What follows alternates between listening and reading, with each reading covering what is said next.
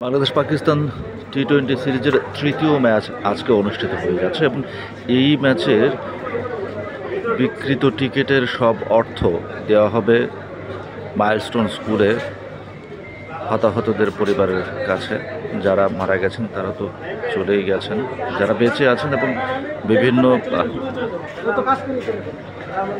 সমস্যার মধ্যে দিয়ে যাচ্ছেন, বিশেষ করে অনেকে হসপিটালে আছেন, তাদের চিকিৎসা খরচ এসব সব কিছু মিলিয়ে এই ম্যাচের অর্থাৎ তৃতীয় ম্যাচের বিক্রয়লব্ধ টিকিটের টাকা দেওয়া হবে সেই সব পরিবারের হাতে তুলে যাদের সন্তান, স্ত্রী, বাবা সহ অনেকেই আহত হয়েছেন মাইলস্টোন ট্র্যাজেডিতে, এবং যারা নিহত হয়েছেন তাদের পরিবারের হাতে এই ম্যাচের অর্থাৎ থার্ড ম্যাচের টিকিটে টাকা তুলে দেওয়া হবে, তেমনই ঘোষণা করেছে বিসিবি। এবং সেটাকে অনেকে নিশ্চয়ই সাধুবাদ জানাবে, এবং সেই সাধুবাদ জানানোরই কথা এরকম একটা ইনিশিয়েটিভ নেওয়া এবং তাদের পাশে দাঁড়ানো।